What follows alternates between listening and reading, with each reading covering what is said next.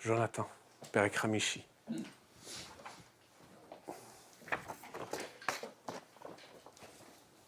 On y est?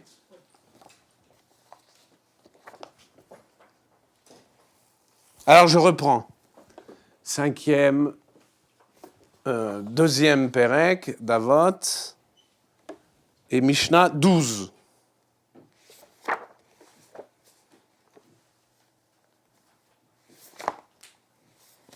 Rabbi Yossé toujours.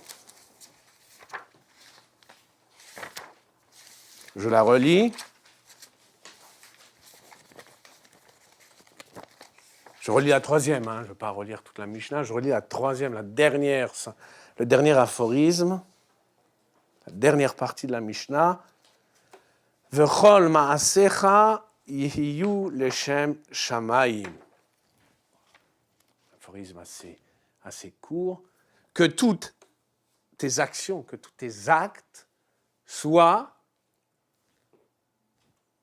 suivant l'expression rabbinique, soient au nom du ciel, soit pour le ciel. Que toutes tes actions soient pour le ciel.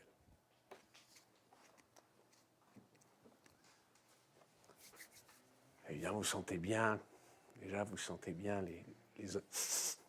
subodorez les odeurs de dévotion déjà. On va voir que c'est quand même plus complexe qu'il n'y paraît. Alors, on attaque d'entrée le Rambam.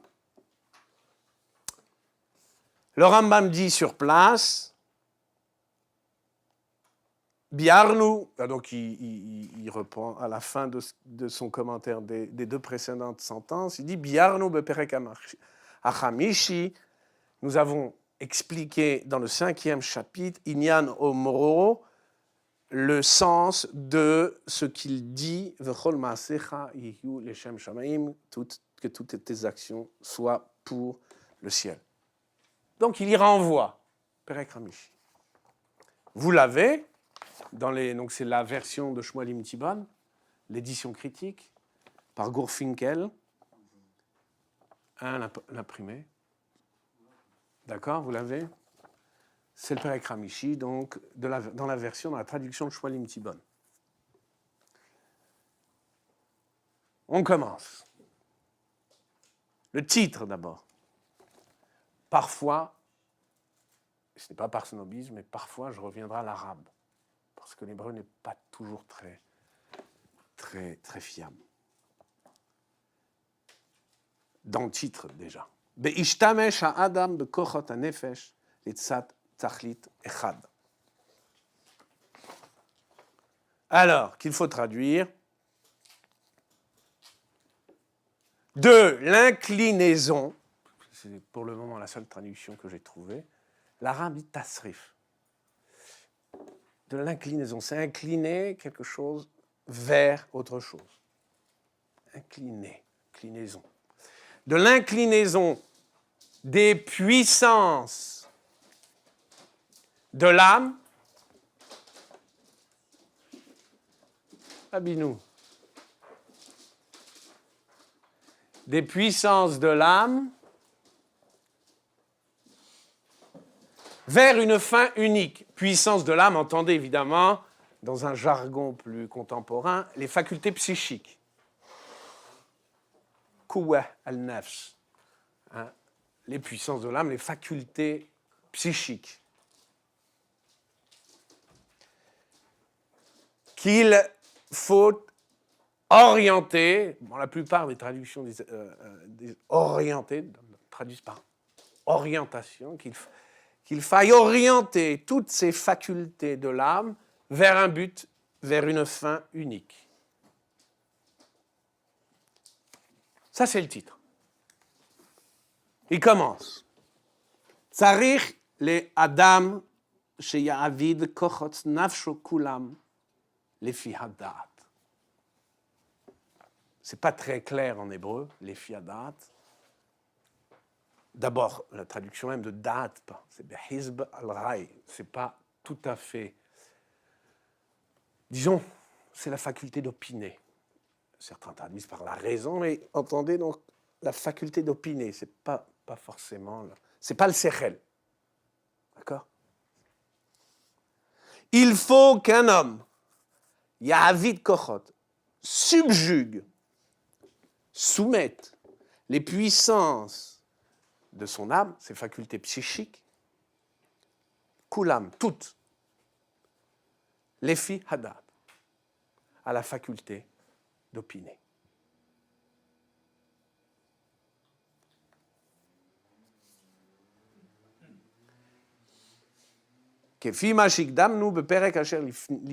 Comme nous l'avons déjà dit précédemment.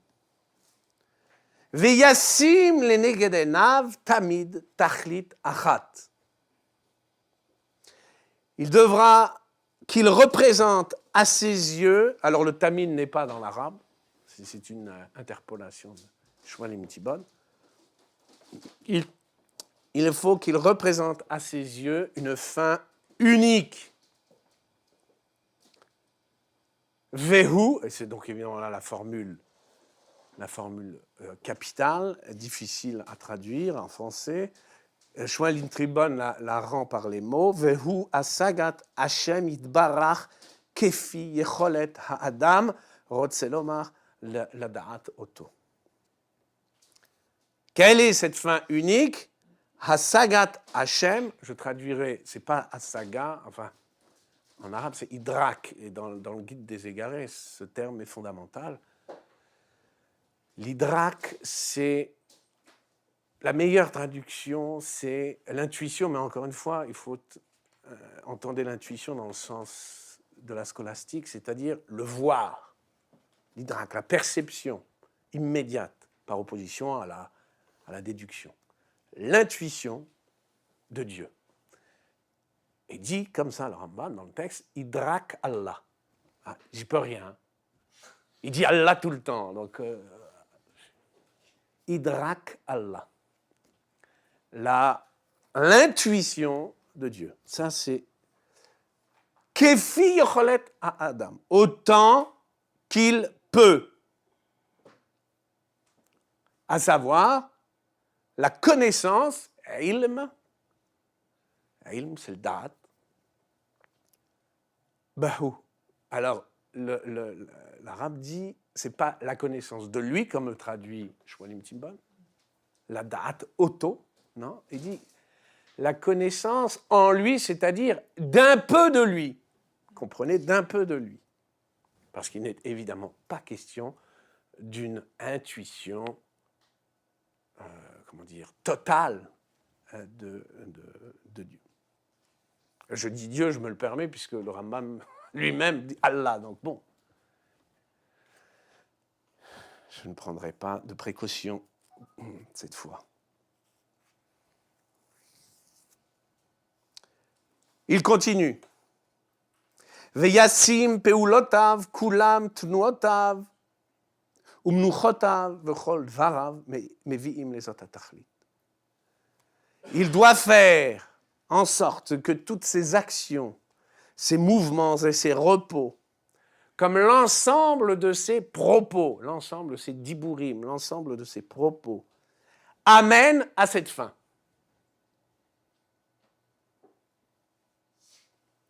Ad shelo yihiye bif'ulotav davar mipoel ha'evel. Tant et si bien qu'il n'y ait plus en elle, dans ses actions, ni dans ses propos, ni dans rien de vain. Donc je vais tout relire en français d'un coup.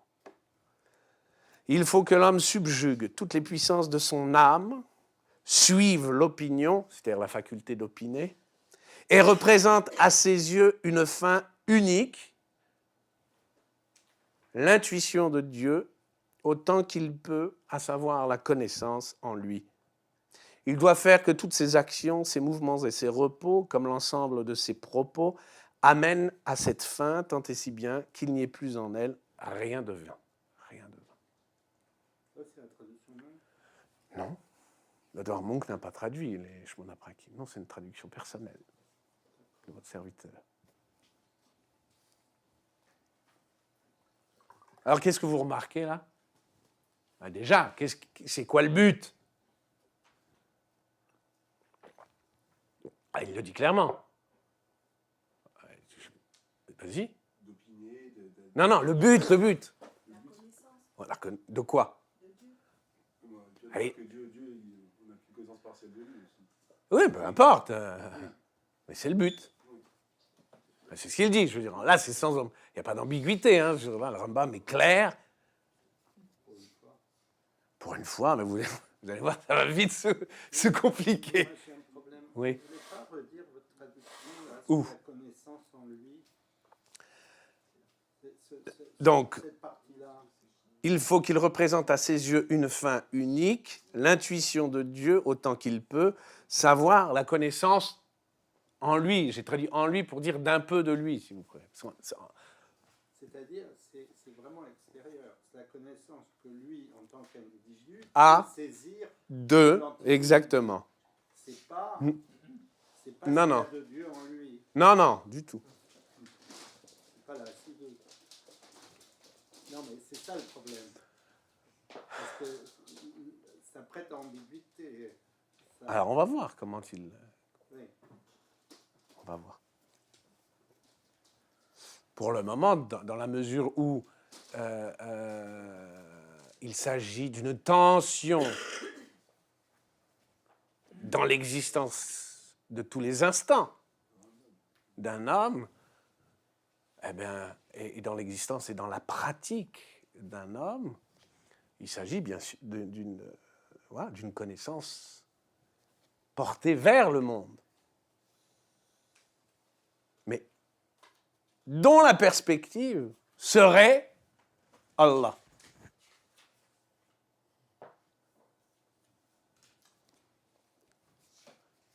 On est d'accord? Eh bien, pourtant, ouais, sur Allah. Ah. Ouais. Est-ce que vraiment, tout le monde ne le traduit pas par connaissance? Non, il y a deux termes dans le Rambam. Idrak et ilm. Ilm, c'est da'at. C'est lui-même qui traduit le Rambam dans le Mishneh Torah. Il traduit le terme ilm par da'at. Idrak, c'est plus compliqué. Idrak, c'est effectivement, on pourrait traduire par asaga, mais à condition d'entendre, parce qu'aujourd'hui, asaga dans l'hébreu moderne, c'est le concept. Moussag, c'est le concept, donc c'est concevoir, et c'est pas la conception. Idrak, c'est vraiment, c'est ce qu'on appelait la perception intellectuelle. Voilà, c'est ça, Idrak. Alors, c'est deux termes en hébreu en fait, c'est Da'at et Moussag. Asaga. Asaga, d'accord. Dans l'hébreu d'Imtibon. Da'at et asaga, les deux termes. Avant de continuer, bon, on peut peut-être continuer, si vous voulez, et je reviendrai ensuite sur Rabbeinu Yona et Rabbeinu Bechaye, qui reprennent le commentaire du Rambam, mais en lui donnant une inflexion nouvelle. Alors, on termine le paragraphe.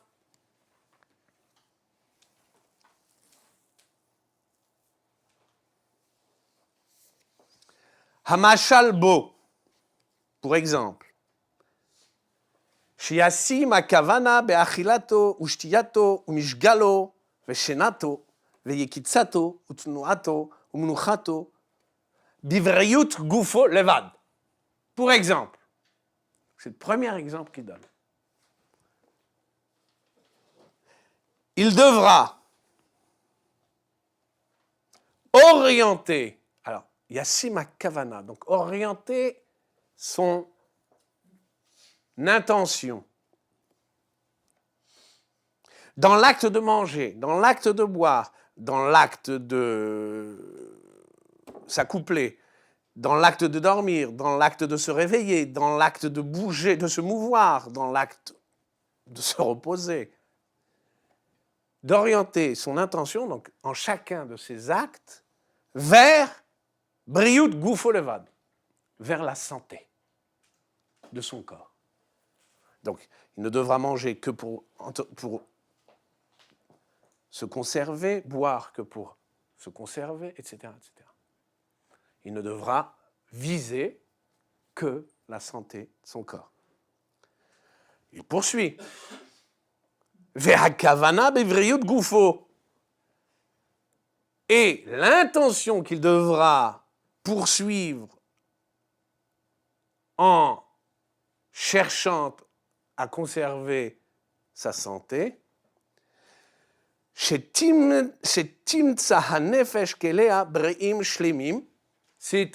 afin que l'âme dispose de ses instruments, c'est-à-dire les facultés de l'âme, les facultés psychiques, breim shlemim, saines, enfin, sains, instruments sains et entiers. Pourquoi faut-il qu'il recherche, pourquoi faut-il qu'il se soucie de sa santé? Pourquoi faut-il que, lorsqu'il mange, lorsqu'il boit, lorsqu'il copule, lorsqu'il dort, faut-il qu'il ne se soucie que d'une chose, de sa santé? Pourquoi? Parce qu'il faut que l'âme dispose de toutes ses facultés, de facultés saines et entières. Pourquoi? Liknot bechachmot uknot ma'alot amidot ou ma'alot asichliot ad sheyagia letachlitai. Afin d'acquérir les sciences et d'acquérir les vertus morales et intellectuelles jusqu'à parvenir enfin à ce but qui est la connaissance d'Allah. Ça fait bien, on est dans le ton. D'accord?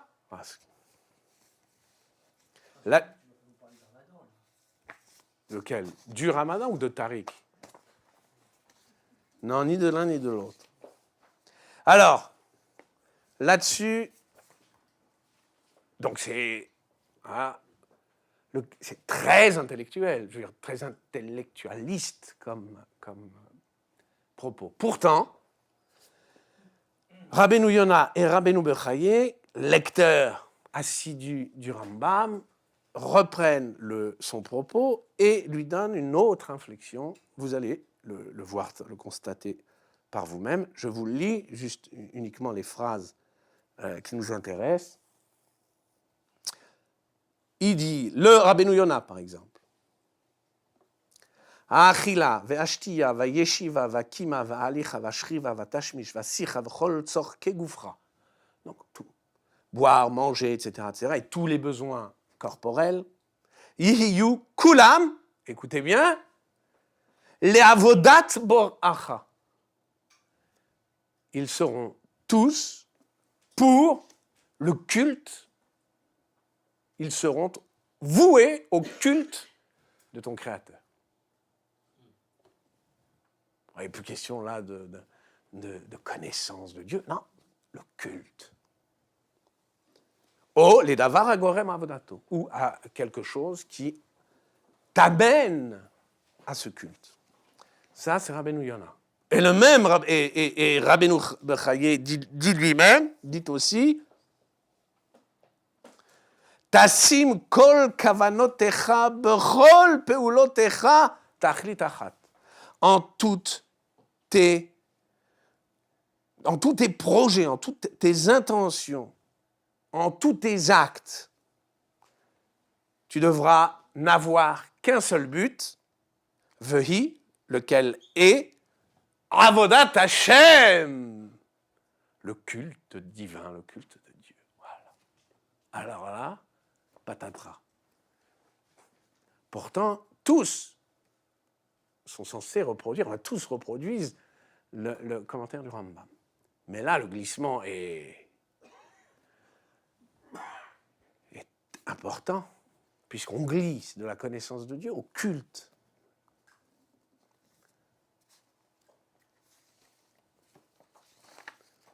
Alors, c'est quoi ça?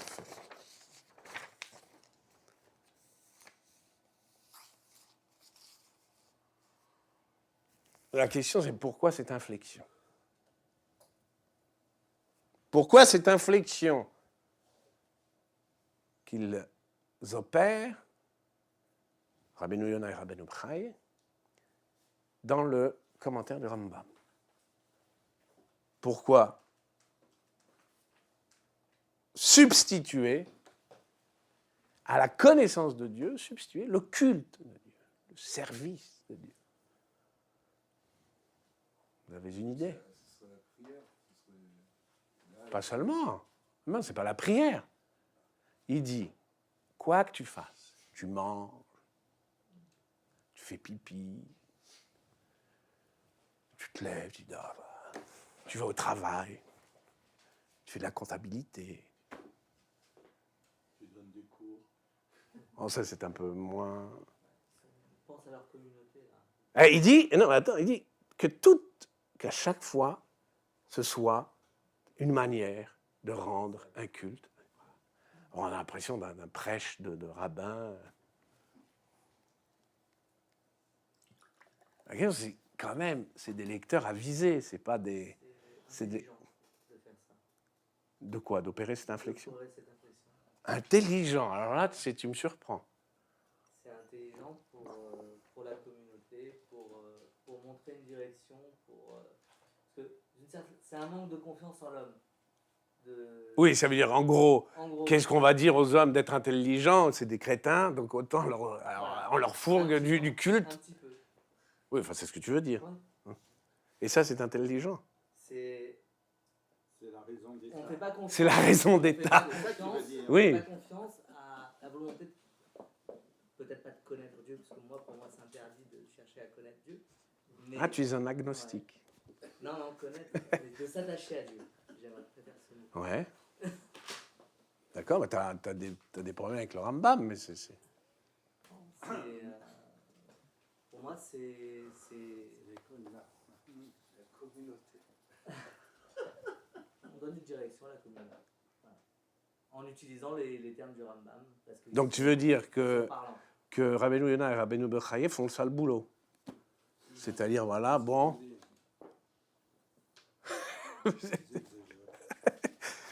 Alors, le plus grave, c'est que ça ne vient pas d'eux. Eh non, ça vient de Rambam lui-même. C'est ça le plus grave. C'est que le Rambam, donc vous avez, c'est à la fin des feuilles que je vous ai données, dans Ilchot Deot, 3e chapitre, 3e halakha, le même Rambam, qui nous tanne avec la connaissance de Dieu. Le même dit dans cette halakha la chose suivante. Ilchot Deot, donc c'est un peu plus le commentaire, le Shmona Aprakim, c'est un peu avant c'est le commentaire de la Mishnah, donc c'est un peu antérieur au Mishneh Torah. Amanig alt. Alors, il faut croire qu'il faudrait. C'est à croire, si tu veux, que très vite il est devenu gâteux. Puisque voilà ce qu'il écrit. Amanhig atzmo al pi harfua. Celui qui se conduit d'après la bonne médecine. Im sam al libo shiye kol gufo vevarav shlemim bilvad. S'il n'a en tête qu'une chose, que son corps et ses membres soient sains seulement. Donc notre jogger, début de Chaumont, va tout sentir bien, quoi. Ou bien, shiulo banim osin melachto va'amelin et tzorko.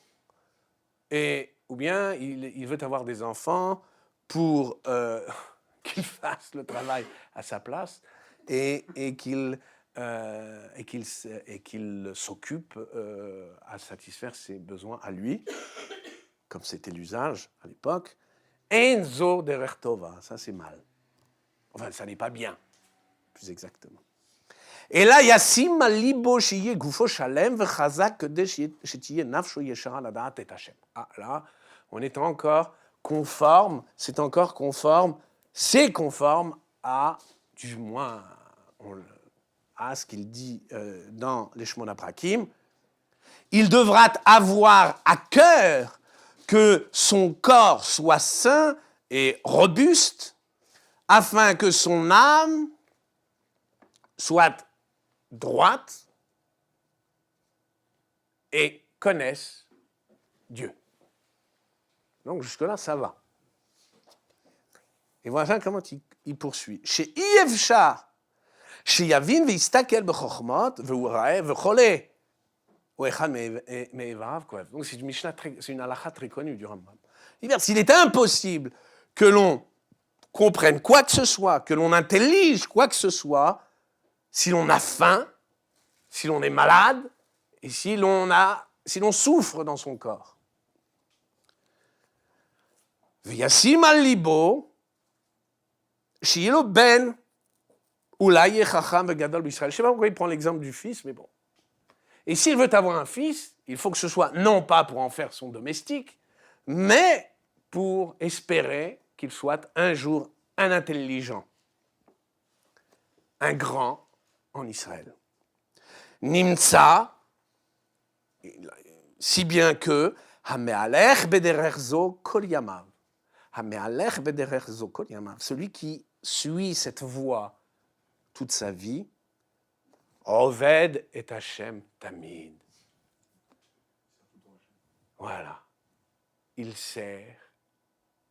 Il ne laisse pas de servir Dieu. Afilou besha shenose venoten, même quand il commerce. Vafilou besha sheboel, même quand il copule. Mipne shemarchavto bakol kede shimtza tzorkav an shiye gufo shalem laavod et Hashem.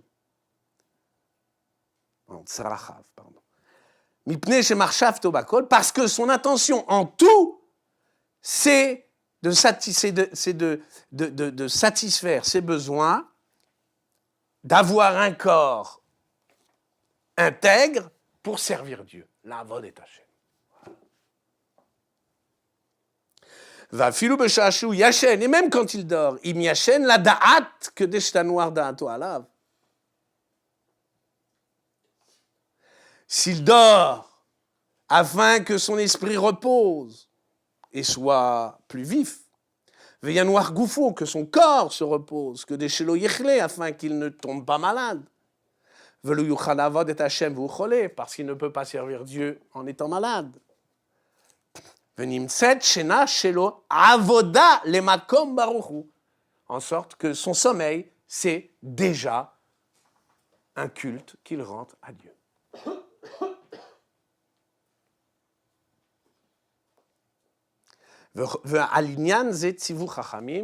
À cet égard, à cet effet, les Chachamim nous exhortent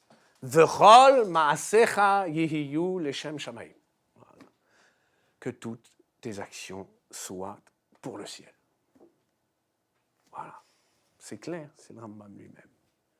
Bon, alors là, il y a un mélange, il y a un bric-à-brac de connaissance de Dieu, de culte de Dieu, tout se mélange un peu. Mais c'est donc, ça vient bien du Rambam. Alors, effectivement, ce que l'on doit à Rabbeinu Yona et à Rabbeinu Bechaye, c'est d'avoir supprimé carrément la mention de la connaissance de Dieu. Ça n'apparaît même plus dans leur commentaire. Ouais. On va dans la tête, mais pas un rapport avec cette histoire de Rambam aussi. Il dit, il ne sait pas, à un moment donné, il dit on doit tout le temps étudier la Torah, l'Ishma ou le Lishma, pour elle-même ou pas pour elle-même, avec un intérêt. Est-ce que ça Attends, j'ai pas compris. Dans le Mishneh Torah, il dit un homme doit toujours apprendre la Torah, que ce soit l'Ishma ou le Lishma. Oui, non, mais il te dit pourquoi l'Olishma. Parce que mitar chez l'Olishma, bah l'Ishma. Oui, mais ça c'est pas que c'est pas au choix. Il faut étudier l'Ishma. Mais ne prends pas prétexte que tu es incapable d'étudier l'Ishma pour ne pas étudier. Alors, étudie chez l'Olishma et mitar chez l'Olishma, bah l'Ishma. Et ce faisant, tu en viendras à bien étudier. Mais je vais te le dire entre nous. La darga, c'est déjà une darga, c'est déjà un degré que d'arriver à étudier chez l'Olishma. La plupart des hommes, enfin des juifs qui se vouent à l'étude, n'étudient même pas chez l'Olishma. Même pas. Chez l'Olishma, c'est grosso modo, c'est L'étudiant va avoir- par superstition. Disons, c'est comme ça que Abaye définit le mitor chez l'Olishma. Par superstition. Pour avoir le paradis ou par peur de l'enfer. Pas superstition. On étudie parce qu'on a peur de... Voilà. C'est ça. Ah oui, c'est pas une intention profonde, vous voulez. Ah ben non. Non, c'est ça que veut dire l'expression. Oui. Oui, d'accord. C'est pas de manière... C'est pas étudier pour la Torah pour elle. Voilà.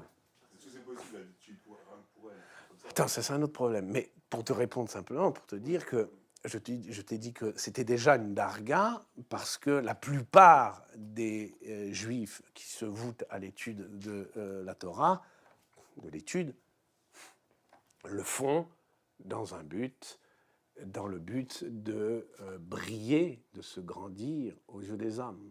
D'accord? C'est ce que le Rabbi Bechaye appelle Attara. La Asot Attara, se faire une couronne. Dire genre. Alors, il y a, évidemment, le pire, c'est Almanach Shikraouni Rav. J'étudie pour qu'on m'appelle enfin maître. Maître. Ça, on dit, de cela, on ne dit pas Mitor Shel Lishma Balishma. Ceux-là n'en viennent jamais au Lishma. Il faut qu'ils fassent, comme on dit, Teshuva. Mais il n'y a pas Mitor Shel Lishma Balishma de cela. Et c'est pourtant les plus... Tosfot le dit, ça.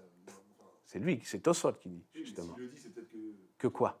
que le Mishma, s'il le dit, ça, commente sur le Talmud et il dit le Mishma, bah, c'est quelqu'un qui peut être appelé Rav. Non, t'as pas compris.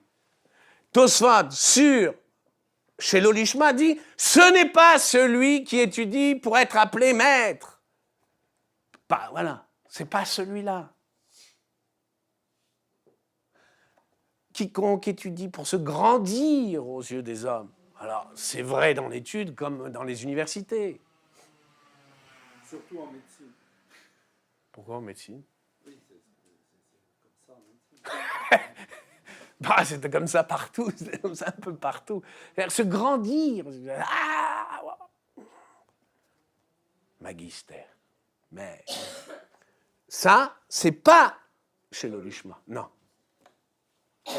Le chez l'Olishma, c'est un naïf, tu vois.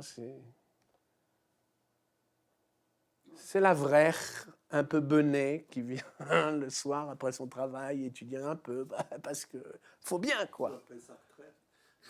Ou après sa retraite. Quand il est dentiste.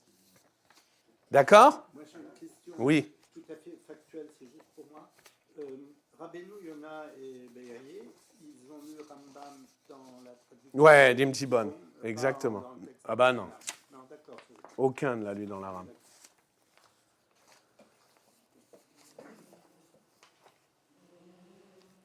Et juste pour revenir, vous avez parlé de la notion de plaisir au tout début. Ah ben non, je vais y revenir. Ah bah, Voilà.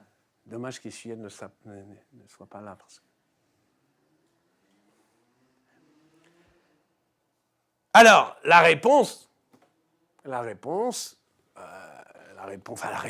solution, s'il faut qu'il y ait une solution, la solution, c'est de dire que le culte véritable, la Avodat Hashem véritable, ça consiste dans la connaissance de Dieu.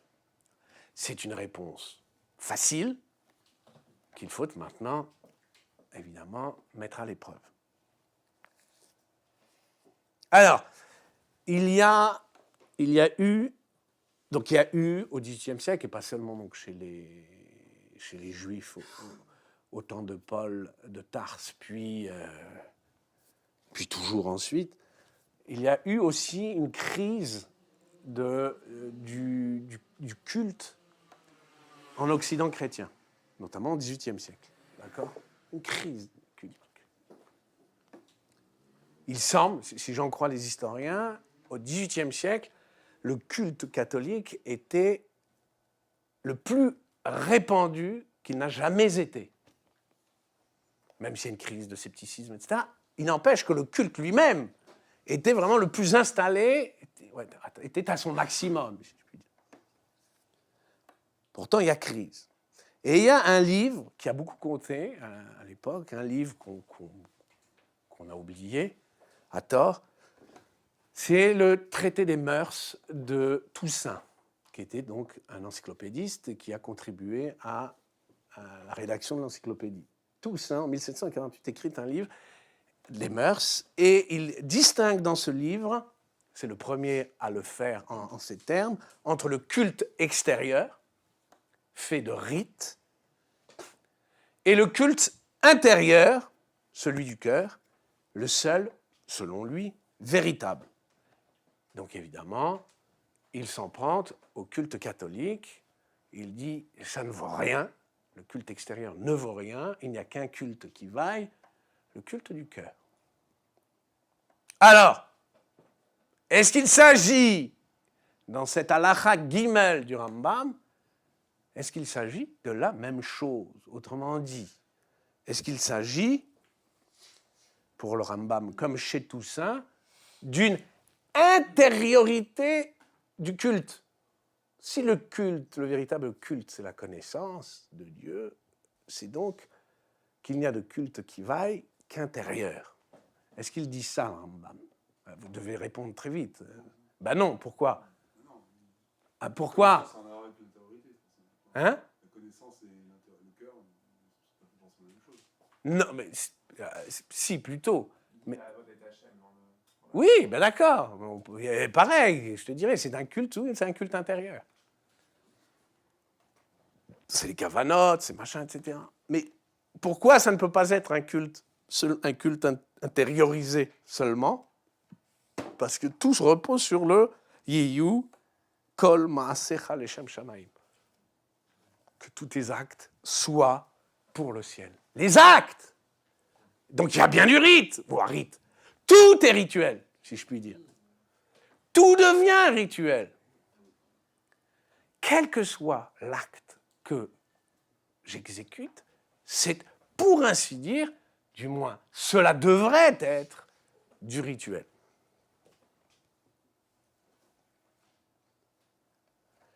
Il s'agit, pour le Rambam, des actes qui sont extérieurs, de tous les actes. Kol Maasecha, tous tes actes. C'est pas qu'il y aurait des actes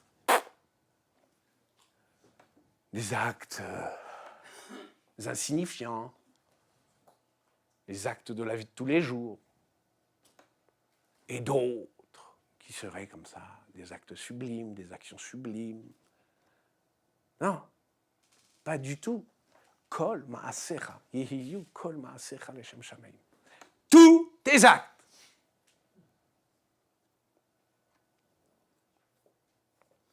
S'il s'agit des actes, comment peut-on parler, comme il le fait,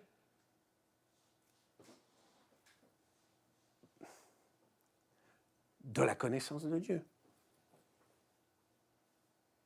Plus exactement, comment enchaîner la connaissance de Dieu à chacun de mes actes? C'est invraisemblable. Comment enchaîner la connaissance de Dieu à chacun de mes actes? Qu'il y ait un idéal de connaissance de Dieu que tu contestes. Bon. Nous verrons, parce que il faut encore s'entendre sur la connaissance de Dieu, sur cette expression. C'est une expression très problématique chez le Rambam lui-même. Mais disons, faisons comme si de rien n'était.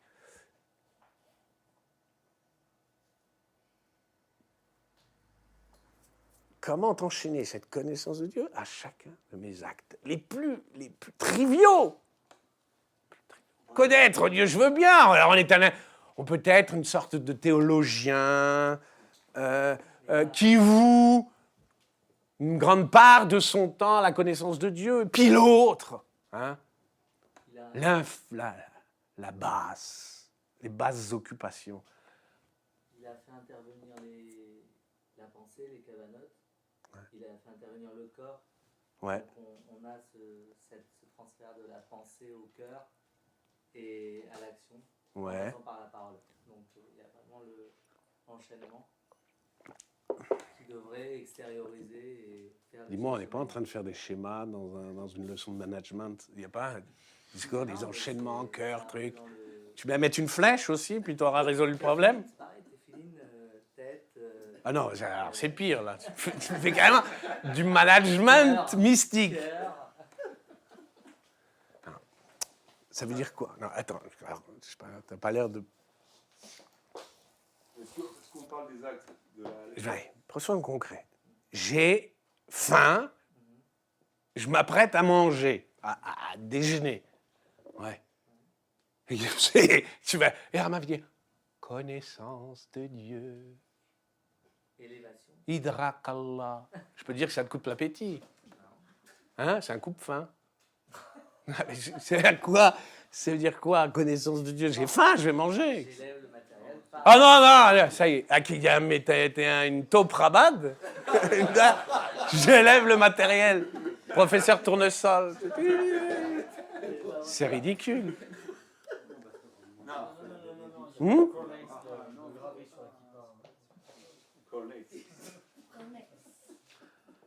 Monsieur Axelrad, vous n'allez pas céder un pouce de terrain au Chabad quand même. Si. Ah. Hein? Ah! Non, mais si, il y a la matière. Ah, dis donc, c'est une vraie contamination. Hein? Par notre intériorité. Quoi? Qu'est-ce que tu dis? Qu'est-ce qu'il y a de vrai? Oui? Ah bah, c'est-à-dire quoi, globalement d'accord? C'est pas se mouiller, ça. Mouille-toi. Fais de ton C'est équilibre. le Rambam qui dit tout est dans l'équilibre, donc on se mouille Non, pas. c'est vraiment qu'il y a du sens Pour élever les à manger un hamburger, par exemple. Il y a un sens. Ce n'est pas le plaisir. Il n'est pas que... faut juste avoir de la force pour la connaissance. D'accord. C'est drôle que personne ne l'ait sorti. Vous avez tout de suite recouru à des trucs, à la pensée magique. Ouais, ce qui me met de filine, les flèches, les liaisons, C'est basique. les connexions. Hein? Feeling, c'est basique.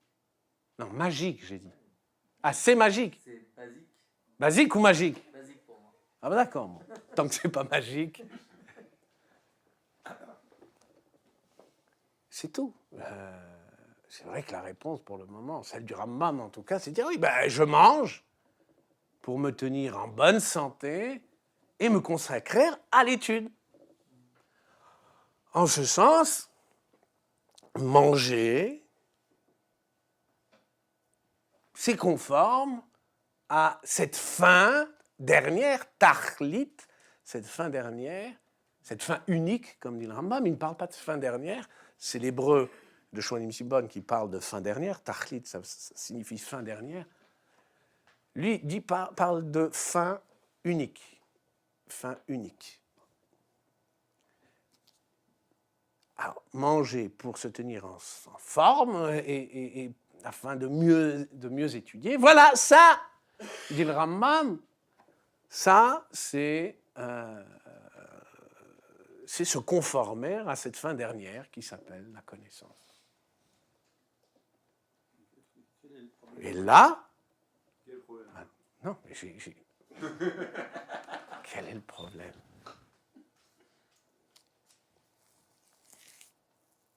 C'est un problème parce que sans manger, c'est avoir envie de manger. Non, non. C'est-à-dire, avoir une vision de la connaissance de Dieu quand tu manges ton beefsteak, c'est pas. Non, mais c'est parce qu'il faut parce que implicitement, c'est opposé à manger pour satisfaire uniquement son plaisir. Et donc, D'accord, on va. D'accord, donc vous êtes mûrs, on va pouvoir continuer. Non, vous avez dit les deux choses qu'il fallait dire pour qu'on avance. Je dirais simplement que nous en sommes là, à ce point où nous nous demandons comment associer cette fin lointaine, la connaissance de Dieu, et nos innombrables fins prochaines. Manger pour me nourrir, m'habiller m'acheter des vêtements pour me vêtir, etc. Et quand même, nous verrions si loin, puisque c'est une fin lointaine, quand même nous verrions si loin, dans la perspective presque infinie de nos vies, qui verrions-nous? Il n'est pas sûr que nous verrions se profiler Dieu. Ouais, c'est loin là-dessus. Enfin, je pose le problème en termes kantiens, comment opérer la synthèse de toutes mes fins? Puisqu'il s'agit, en somme, de subsumer toutes les fins prochaines en une seule qui s'appellerait la connaissance de Dieu. Voilà. Les actes dont on parle, c'est pas forcément donc des actes halachiques de la Torah. Pas forcément les mitzvot, non. C'est tous les actes, c'est tous les actes de la vie quotidienne, tous. Mitzvot ce que dit Ogar, comme le Rabbeinu Yonah le dit clairement, il te dit Afilu dvarim shel reshut. Parce que si c'était que les actes halachiques, on aurait déjà la solution. On pourrait dire par le limoud, la pensée, on déduit la halakha, ça pourrait être une solution à ce problème. Ouais, une solution facile, mais c'est pas le fait est que non, que ça va au-delà. Voilà. Alors on va donc poursuivre dans le Rambam, et là, à la suite, le Rambam rejette immédiatement toute idée que le plaisir constituerait une fin de nos actions. Ça vous paraît une évidence, mais ça n'en est pas une. On va voir. Alors, c'est ce qu'il dit. Nous reprenons la suite du Perek Ramishi. Ligne 10. Valze ha'ekesh. De ce point de vue, lotiye az kavanato el ha'ana'a levad. Il ne poursuivra pas comme fin el ha'ana'a, le plaisir. Seulement. Oh, il y a des petits malins, je le sens, il y a des petits malins. Seulement. Ad, שיבחר מן המזון והמשתה הערב, וכן בשאר ההנאות, c'est une faute, אבל יכוון אל המועיל. Donc, en sorte qu'il ne choisira pas parmi les mets ni parmi les boissons ha'arev, les plus agréables. Item dans tous les plaisirs. Non, aval yechaven et amoil. Il ne devra viser, prendre, il devra n'avoir d'intention que pour l'utile. Je fais ce que je peux avec le Rambam. C'est extrêmement, c'est vraiment un texte extrêmement difficile, en arabe extrêmement. Ah non. Donc, il ne devra pas regarder seulement au plaisir, mais à l'utile. Donc pas à l'agréable, mais à l'utile. Et si l'utile est agréable, comme on dit joindre l'utile à l'agréable, si, tant mieux. Et si ça ne doit pas être agréable, si l'utile ne doit pas être agréable, il doit quand même être. Donc c'est indifférent, c'est utile, et c'est n'importe que l'utile soit agréable, est agréable ou désagréable. O yechaven el arev. Ou bien, il devra, et c'est là que le petit malin a raison, il devra rechercher le plaisir, l'agréable, quand al derech chochmat harefuot, à des fins, pour ainsi dire, pour le dire un peu, à des fins thérapeutiques. Il y a un usage des plaisirs à des fins thérapeutiques pour le Rambam. Il donne des exemples. Que mi shechal shat avato le ma'achal, comme un anorexique. Quelqu'un, il dit, celui qui n'a plus d'appétit. Eh bien, lui, pour s'en sortir, devra d'Afka rechercher l'agréable. Veyaireu bimzonot ametubalot ha'arevot. Et il excitera son appétit par des mets épicés et délicieux. Shenefesh Adam it avelahem. Que l'âme de l'homme appète. Vechen im tit horer alors, et encore, alors là, voilà, c'est un problème physiologique, maintenant un problème psychique. Vechen im tit horer alav lechashchora. Et s'il est mélancolique?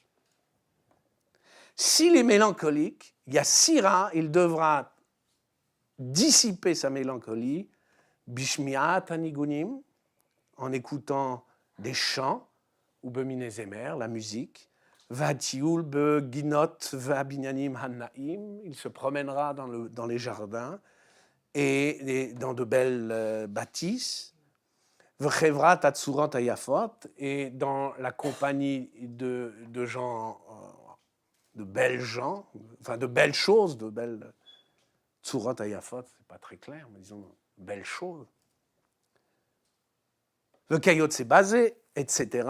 Mimash yachiv nefesh v'yasur hamash chora mimena, de ces choses qui, comment dire, qui dilatent l'âme et dissipent l'humeur noire. Et en dissipent l'humeur noire. Ve'akavana becholze, l'intention étant en tout ceci, chez Yavri Goufo, qu'il recouvre la santé.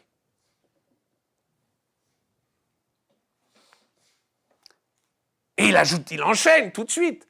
V'tachlit akavana bevriut gufo liknot chochma. Et l'intention qu'il a à la fin de la santé, c'est d'acquérir l'intelligence ou la science.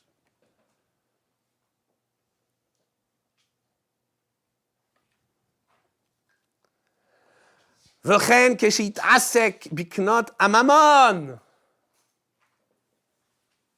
On les avait oubliés, ceux-là. Les cupides. Et de même, quand il fait de l'argent, qu'il en fasse. Aval yehiye tachlit kavanato bikibutso, mais que son intention soit, que sa fin soit, en amassant une fortune, shiotziu b'ma'alot, qu'il les dépense vertueusement. Veshimtseu, alors les chouché goufo, ça veut dire ici, bon, le Shaila traduit un peu autrement, c'est les mtsiou de goufo, les kiyum à gouf, et qu'ils obtiennent par là la kiyum goufo, la subsistance de son corps. Ou les amshich metsiuto, et afin et qu'il, comment traduire amshich metsiuto, qu'il donne quoi? Comme dans son aide, mais je ne voulais pas traduire comme la spinoziste. Qu'il? Ouais, mitziut, c'est mitziut, c'est chez le Rambam, dans l'arabe, c'est de l'arabe, c'est l'existence.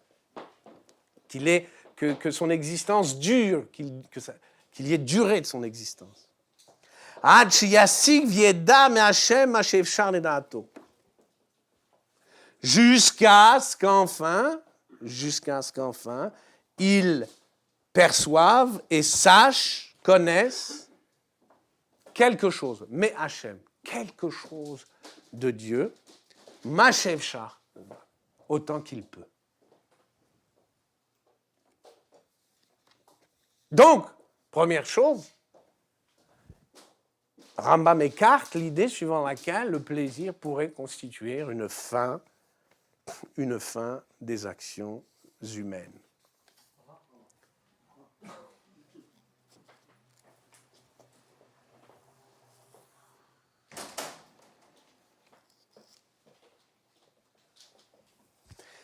Qu'est-ce qu'il dit là-dessus?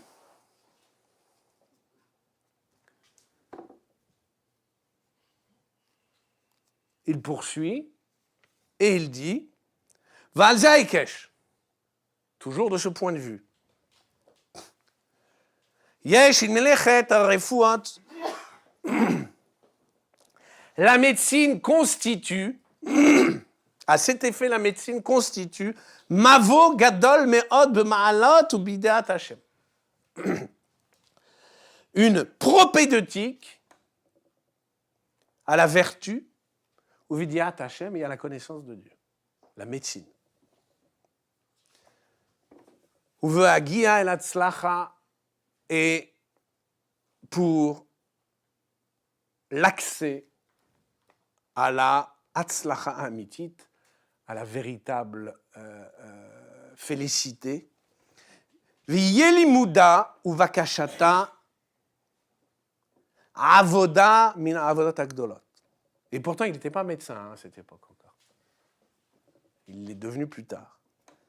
Mais il faisait déjà très jeune l'apologie de la médecine. V'yeli muda, et donc son étude, l'étude de la médecine ou bakashata, et la recherche donc d'acquisition du savoir médical, avoda mina avodot agdolot. C'est une des plus grandes tâches de l'homme. Velo ti'az ke'hariga vanagarut.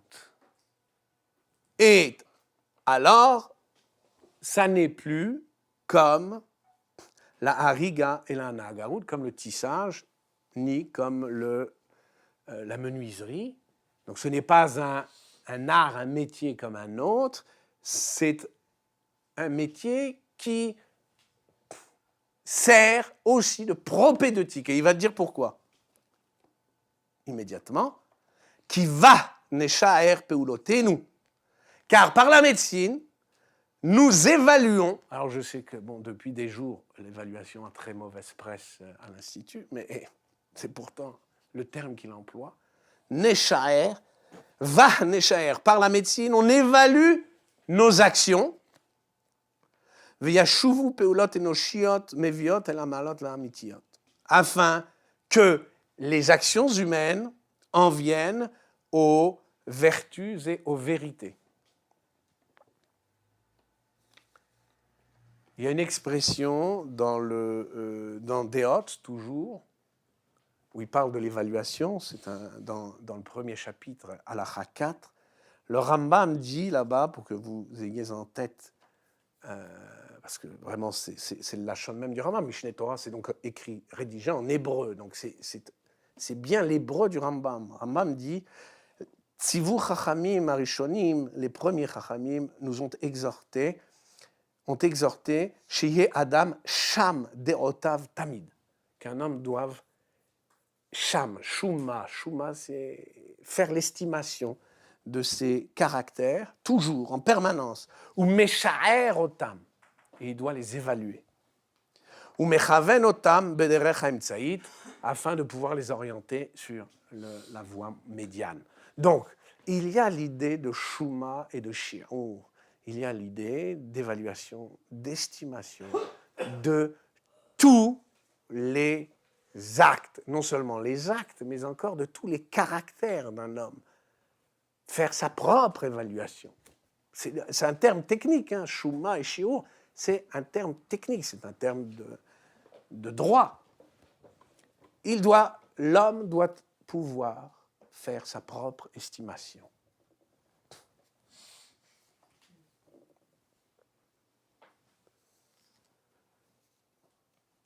Qui ha'adam, car l'homme, que shiyavu v'yochal mazon arev al-chair, tov areach, shenefesh adam itavelo. Quand un homme mange un mets agréable au palais, de bonne odeur, au parfum, au fumé, agréable, appétissant, vehu mazik, mais nuisible, mais nocif.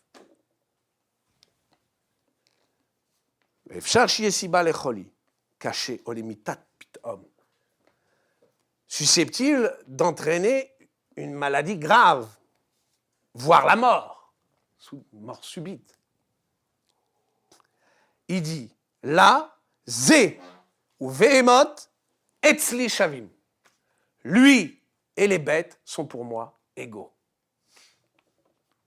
Donc un homme qui mange par plaisir, cet homme est égal à la bête.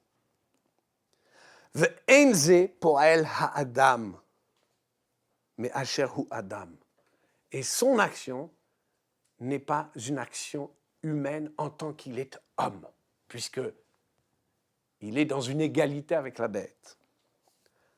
Omnam hu po'el adam, mais asher hu bal chaim. C'est une action humaine en tant que l'homme est un animal, c'est-à-dire un être animé. Chayawan, un être animé, un chay. D'accord? Il agit non en homme, mais en animé, en animal au sens étymologique du terme. Et il cite un verset de Teilim, Nimshal kebehemot nidmu. Ils ressemblent, ils sont comparables à des bêtes. Omnam yihiye poel enoshi. Ce serait une action proprement humaine. Keshiochal hamoil levad. Si il ne mangeait que ce qui lui est utile.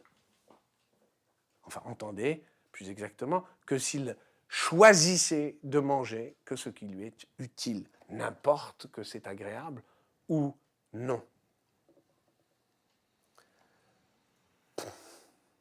Alors, c'est pour ça qu'il dit Upeamim yaniach ha'arev yochal animas. Si bien que parfois, il délaisse l'agréable et mange le désagréable, le nim'as, le dégoûtant, que fi bakashat amoil, comme l'exige l'utile, suivant que l'exige l'utile. Vezé poel le fi adat. Ça, c'est agir, c'est ça que Rambam appelle agir b'chizba al-ray. D'après l'opinion, d'après la faculté d'opiner, d'agir par réflexion. Voilà. C'est ça que le Rambam appelle agir par réflexion. Uvazé nivdal ha'adam bepo'olata mezulato. Et c'est à cet égard qu'un homme est différent d'un autre en ses actes. V'chen keshivol keshit ave mibilti shimor anezek va toilette. Pareil quand il a un commerce charnel, si ce n'est pas pour se garder d'un nézek, d'un dommage, d'un préjudice, yesh lo, mais par plaisir, yesh lo ze hapoel ma'asher hu bal chaim lo me'asher hu adam, c'est un acte d'un être en tant qu'il est animé, mais non en tant qu'il est homme.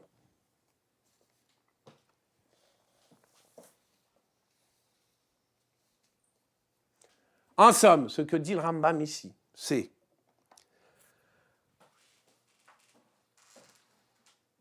si l'on peut dire, dans la chaîne des fins, la première, c'est la fin réfléchie.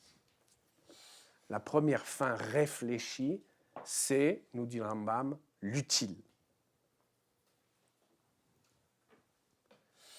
Cette fin, l'utile, rechercher l'utile, c'est elle qui distingue l'homme de l'animal.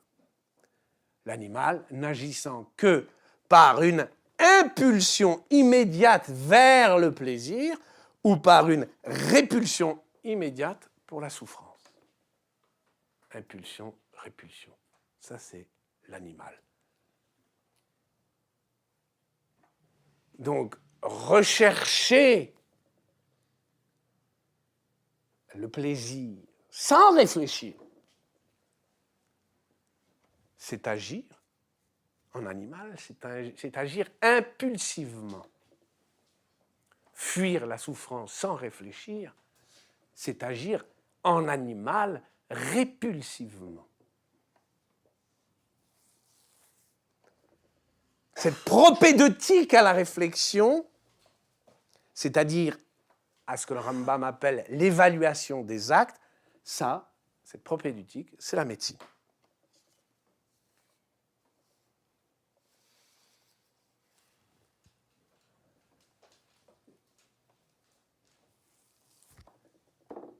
Cet homme qui agit par impulsion ou par répulsion, donc la plupart d'entre nous, en tout cas dans la plupart des situations,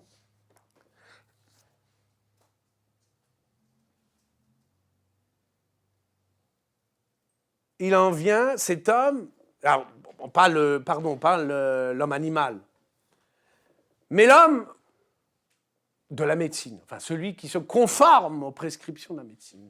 Donc cet homme qui recherche l'utile,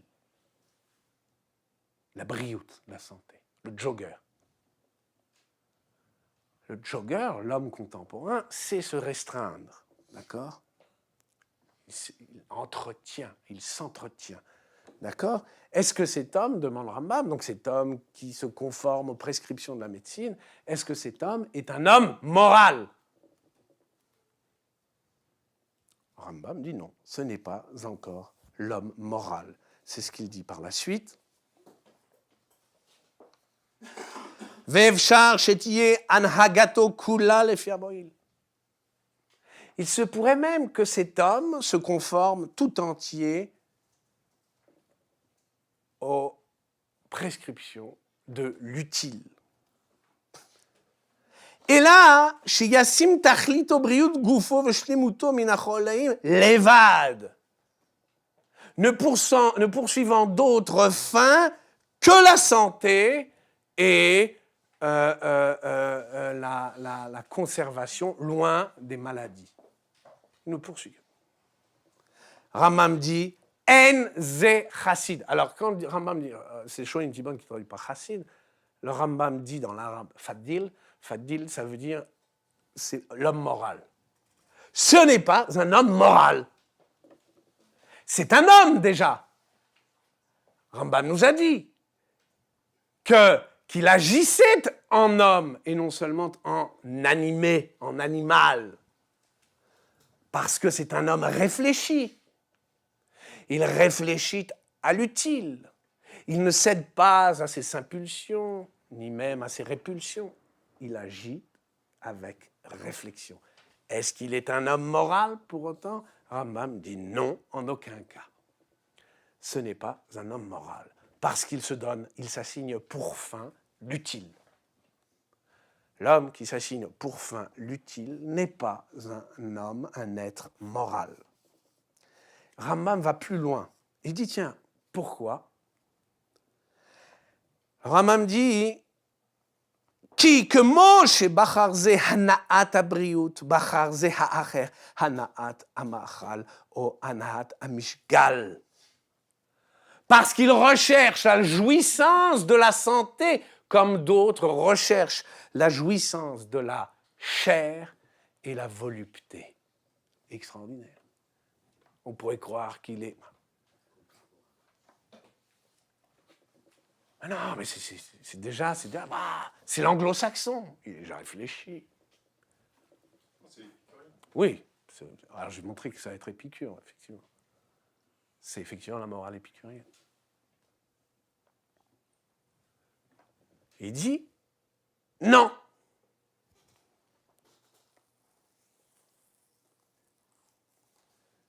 Effectivement, cet homme, c'est l'homme des plaisirs raisonnables. L'homme pesant ses plaisirs en regard des peines afférentes, conformément, comme tu l'as dit, à la morale d'Épicure. Puisque, je le rappelle, je le dis souvent, mais Épicure n'est pas l'apologiste des plaisirs immodérés. C'est au contraire c'est un moraliste austère.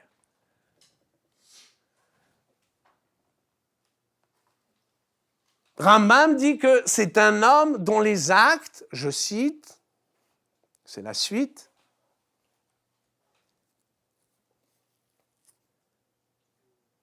En tachlit amitit lif'ulata. Il n'a pas de fin véritable à son acte. Il n'y a pas de fin véritable à son acte. Ah, pourtant, il s'est assigné pour fin le plaisir. Rambam nous dit qu'il n'y a pas, que ça n'est pas une fin véritable. Le plaisir n'est pas une fin véritable. Pourquoi ? le plaisir n'est-il pas une fin véritable? C'est pourtant la thèse épicurienne par excellence. Le bonheur, c'est le plaisir. Oui, oui, non, c'est l'usage modéré des plaisirs. Il n'empêche que le but ultime de l'homme, c'est le plaisir. Et ça, c'est Épicure, il n'y a pas... Là, il n'y a pas... Rambam dit, ça n'est pas une fin véritable. Alors, c'est dommage que Benjamin ne soit pas là, parce que j'avais mis une petite mise en scène sur le match de football. Puisqu'il faut lire, il faut vraiment lire, ça vaut le coup d'œil, les échanges des élèves et des anciens élèves du CTF sur l'Euro de football. Pour vous, consternant. Mais alors, à un degré de consternation cataclystique. Je veux dire, tout ça, pour en arriver là. Je ne vais pas vous en donner des échantillons par respect pour eux.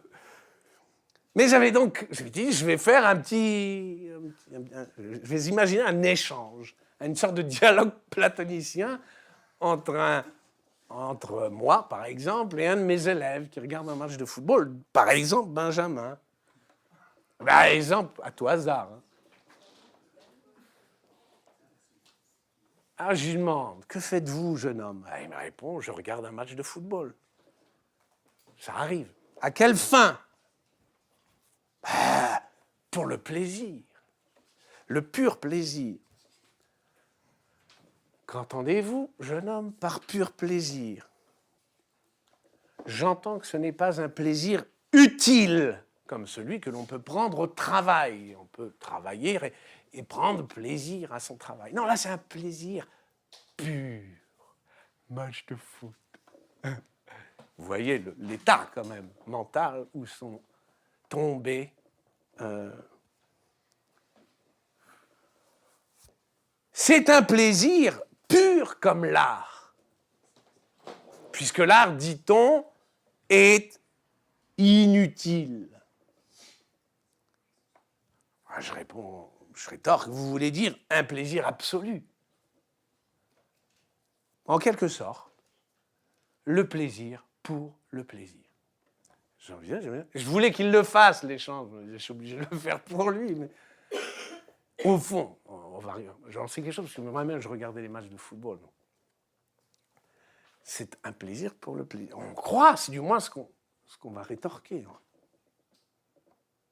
Et c'est vrai. Qui ne sait jouer au moins une fois la scène du plaisir absolu?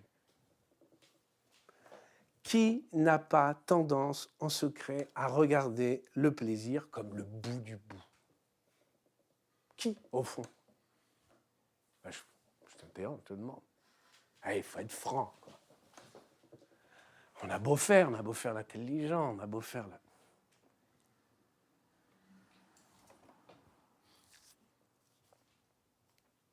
C'est si vrai qu'Épicure,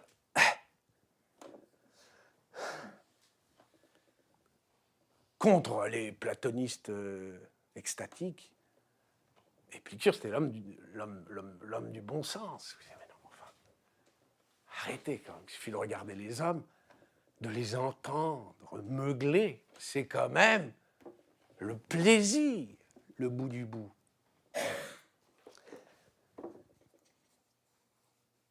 Alors, comment t'expliquer que le Rambam dise que le plaisir n'est pas une fin véritable? C'est le terme. Hein. Raya hakikiya. C'est vraiment des termes très... quand on connaît un peu la philosophie musulmane, enfin de langue arabe, c'est des termes très chargés. Ce n'est pas une fin véritable, réelle, hakikiya, réelle. Et pourquoi ça n'est pas une fin véritable? Parce qu'elle n'est pas subordonnée à la fin dernière de l'homme, la connaissance de Dieu. Alors, explication. Je reprends dialogue. Jeune homme, encore une fois, par exemple, Benjamin. Le pauvre, il n'est pas là. C'est méchant. Que faites-vous quand vous regardez un match? Ah oui, Chiguel, toi, t'es là, toi. Moi, je regarde le foot, mais c'est pour la connaissance de Dieu. Ouais. Qu'est-ce que vous faites quand vous regardez un match? Rien, sinon regardez. On boit de la bière. Ah oui. Non, là, on est quand même au CTF. On reste snob. Alors, est-ce possible? Est-ce que ce n'est pas plutôt que vous vous portez par l'imagination sur le terrain et que vous prenez plaisir à l'action de jeu, à l'action gagnante, c'est-à-dire à l'action aboutie? En vérité, le plaisir que l'on prend, c'est un plaisir que l'on prend à l'action de jeu. À l'action de jeu, c'est-à-dire, bon, je sais un peu les termes de football, mais c'est à l'action gagnante, à l'action aboutie. Et oui, vous avez raison. C'est très exactement ce qu'Aristote appelle la... C'était pas le football à l'époque, hein, mais c'était la tragédie, la catharsis. C'est exactement la catharsis. On se porte sur la scène par l'imagination et l'on joue l'action qui doit aboutir à la victoire, au but. Au but, l'extase, la béatitude. Donc ça fait du bien. Ah bah, oui, si on veut, ouais, c'est le pied, quoi. Un kiff. C'est ce qu'on veut. Ce que je veux dire, c'est qu'il y a bien de l'action. Ce n'est pas parce qu'on regarde un match qu'il n'y a pas d'action. Il n'y a en vérité que de l'action en jeu. Vous compensez, jeune homme, par le jeu, c'est-à-dire par l'action simulée, toutes les actions dénuées de plaisir, voire pénibles de votre existence. Au fond, on va s'éclater devant un match de foot parce qu'on a des existences de merde. Voilà, c'est tout. Et voilà, on compense. Victoire, un but. Voilà, c'est ça. Ça se résout à ça. Alors, on va dire l'humanité à 90%, c'est ça, en gros, maintenant, aujourd'hui. Donc, voilà. Ça, c'est la catharsis.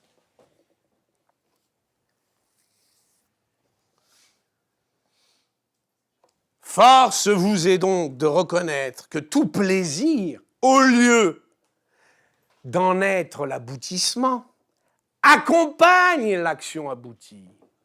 Et on en revient à la célèbre définition d'Aristote. Un plaisir, c'est ce qui accompagne l'action.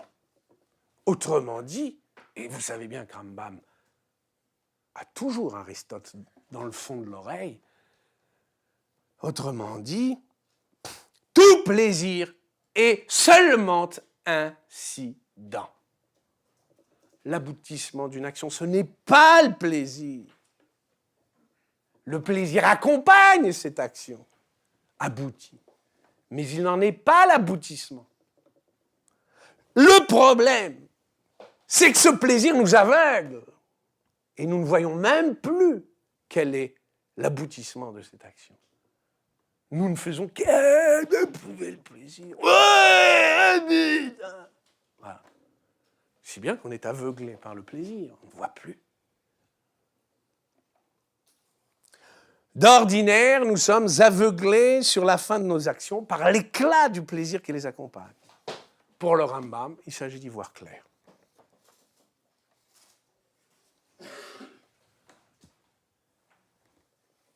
Pour reprendre la métaphore triviale, je la reconnais, du match, dans un match, la fin d'une action de jeu, c'est un but. Et la fin du match, la ou fin dernière, ce qui s'appelle la fin dernière, c'est la victoire. Ça, c'est la fin véritable. Le plaisir n'est qu'accessoire, n'est qu'incident. C'est ce qui fait dire au Rambam que lorsque l'on prend le plaisir pour la fin de l'action, pour l'aboutissement de l'action, on s'aveugle. Épicure, tu t'aveugles sur les fins de l'action humaine. Alors, la prochaine fois, on continuera le Rambam là-dessus, on poursuivra, et on se posera la difficile question du bonheur, de la fin, donc là, de comprendre un peu plus, d'aller un peu plus loin sur la question sur la connaissance de Dieu, de comprendre, de savoir si la fin dernière, c'est synonyme d'idéal, et comparer la connaissance de Dieu avec le bonheur, puisque de la vie, non plus d'Épicure cette fois, mais de Pascal et de Rousseau, l'objet de l'existence humaine, c'est le bonheur, ça nous le verrons la semaine prochaine. Est-ce qu'il y a quelque chose, est-ce que la connaissance de Dieu a quelque chose à voir avec le bonheur? Et troisièmement, la question de la mort. Est-ce que la fin dernière, ça n'est pas la mort? Tout ça en une séance? En une séance.